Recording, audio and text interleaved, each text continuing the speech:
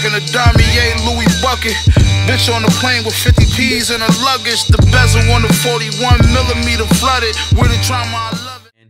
We do appreciate, you know, that in advance. I want to play this quick video right here.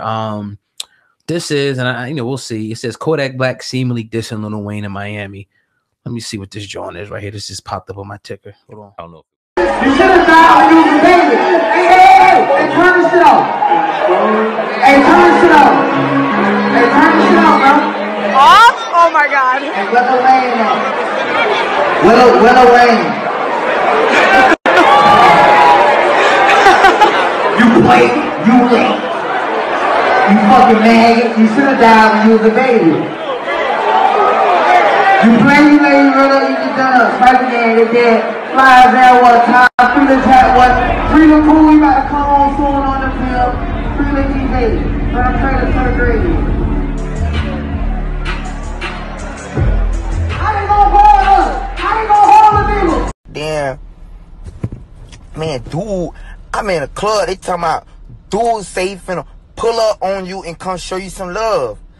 That's what he say. That's what they say. They say Lil Wayne finna come pull up and come show you some love, bro. So now the club at the end, I say, well, Lil Wayne at? Why y'all trying to make it seem like a nigga, like, why y'all trying to make it seem like a nigga about, like said some crazy shit, like, oh, like a nigga wanna fight Lil Wayne. Lil Wayne say he finna come pull up and show me some love. Why the fuck would I touch Lil Wayne, man? Come on now, man. Lil Wayne getting old. Lil Wayne getting old. Lil Wayne, like, come on now, bro.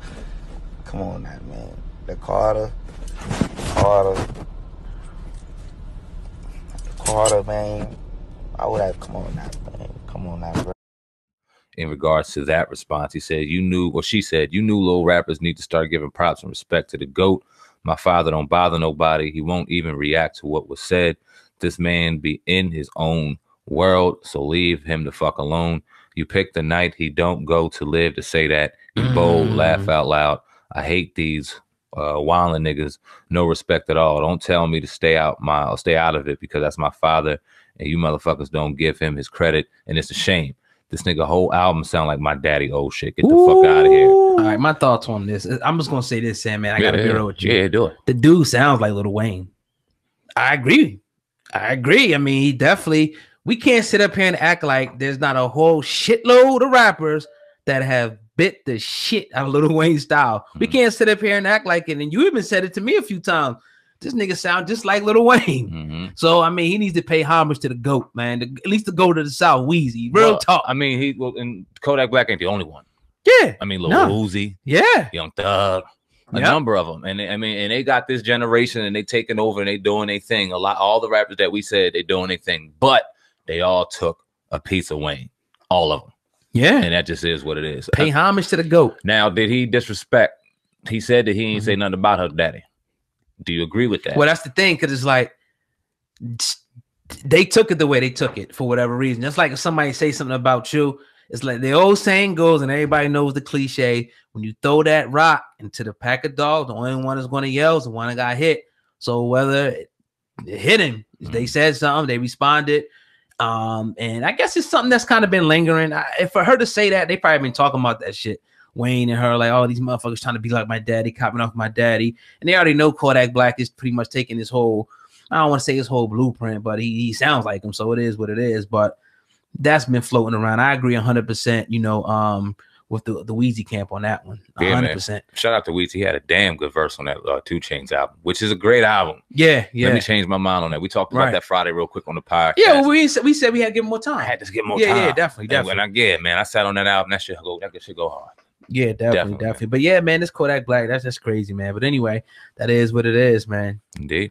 Definitely. But you tuned into the Uncensored Truth podcast with your brother, Oh God, and Sam, man, going in today on this Monday. Everybody listening on YouTube, do me a favor, hit that like button and make sure that you share this video. I want to talk about this story right here real quick, Sam, man. Little C note is a story about a young gentleman, 12-year-old rapper, you know, who was pretty much booked on felony charges for just selling his CDs at Cumberland Mall down in Cobb County. Now, the cops are saying in the defense that pretty much they previously warned him not to sell his tapes in the mall, but he said, according to his lawyer, he wasn't even distributing the music at the time of his arrests. People have spoken out, namely T.I., about this situation. But what do you think about this? First of all, say, man, we talked about this briefly, you know, in the pre-production about this rapper Little C Note, you know, from Georgia, who was just selling his CDs. You said you seen a video a while ago where he was pretty much crying at sentencing. What would you say about this, though, man? What's your thoughts on this one? I'm gonna guarantee you saw the video too. It was probably about 6 months ago now. It was a kid in the mall, and he looked, and the cop was grabbing him, and his mom was on the back saying, "Why are you grabbing him like that?" And then the cop locked him up. You see the kid crying, and she's like, "No, don't do it." It was all over IG. Okay. But the story and the context wasn't behind it yet. So when I see the kid and I'm like, "Oh, okay, this situation, it's sad, man." Mm-hmm. Now, okay, let's paint it, because it's gonna be a lot of people out there to go, "Oh, this kid did this. You know, you're not supposed to sell CDs, blah, blah, blah, blah, blah." Let's say that cop looked at that kid. Maybe the kid even got smart with him. Okay, cool.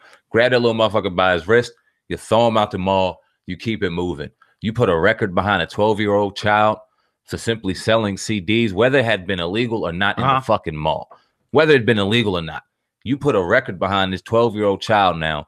So now, God forbid, anything happens in Cobb County, Georgia, where typically it does happen out there when it comes to us in situations like that and retaining to the law. You put a record on this kid immediately for selling CDs. Well, T.I., you know, he put up a post on the internet, you know what I mean, today, mainly Instagram, and he pretty much put 2 pictures up, and it was a daycare provider who hanged her toddler in the basement, was sentenced to probation. And T.I. put the words up. He said, "Give a 12-year-old prison time for selling CDs and middle age witch probation for hanging a baby. This is America, us or else," pretty much showing the glaring disparities in the justice system in the U.S., how this could happen. That's a murder, that's death, and they just get probation from that. And black young, not even a man, I ain't gonna say a man, a kid trying to make a couple dollars. I mean, crazy. Like, all right, solicitation. So what? Throw his ass out. Tell him he can't do it. Right. You put cuffs on him just because you think it's, man. I've seen it before, man. I think it was in Atlanta. Some dude pretty much, he didn't want to sell drugs. So he got some Coca-Colas, waters.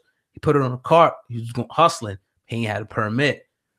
Maybe a couple times they locked him up. That's crazy. Those type of things need to be changed. Now I get it. I mean, there's different laws and everything, but to arrest someone, it's almost like the traffic ticket things, you know, here where we can you know, you don't pay your traffic ticket, they throw you in the county jail. That's crazy as hell. Now, a traffic ticket. Now, if the cop pulled up on dude and told him to stop, you gotta chill, or look, man, I'm gonna have to lock you up next time. Just threw the fucking fear out at him. He's gonna stop. Right. He's not gonna come around that situation, because who wants to be locked up for selling soda and water? Right. Nobody. Right. That dude, that kid went in there trying to sell CDs. It was a rap convention or something going on where there was rappers around. It makes sense for him to want to push product in that situation. I don't think he was in there bothering people or trying to be in there where he was interrupting guests or anything. It was an environment in which other rappers were around. Why not push your product in which other rappers are around? It makes sense to be in that environment to do that. How many times have you been in the CD and came with a CD? Like, come on, like more than I know. You know what I mean? It's like, come on, man. I get it though. And you I bought half and I didn't. You know right. You got a private establishment. You make your own rules, but to arrest someone and give them jail time, anything like that, even any kind of charge is totally crazy. It's crazy. And how the judge even stamped that and thought that was justified. Right. It's scary, man. Yeah, and like you said, you brought up even, you know, probably the best point up is when you stamp him, even though he's a juvenile, now you're putting him in the system and stigmatizing him. So God forbid he makes another mistake when he's an adult. Now that's 2 mistakes. His life has changed forever. They set him up. Yeah. It's scary. Like, okay, now you got to watch the people you're around now. I mean, it could have potentially saved his life, because now it's like, look, man, and I don't want to say that in a bad way, because this kid does not deserve this right now at all. But you got to keep your eyes and your ears open to what's real out here. And these motherfuckers are out to get you. And now you got one strike. Eyes and ears open. You got to watch your surroundings. You got to watch who you with. You got to watch who you in a car with now, because if you get pulled over with them, now you in a situation, you got to move different early. So learn, kiddo, man. Definitely, feel bad for you, bro. Definitely. But yeah, me and tuned into the Uncensored Truth podcast with brother God and Sam Ant. We're going in today, man. Monday, kicking off the week, man. I got one more story here, Sam Ant, on my side that I want to talk about.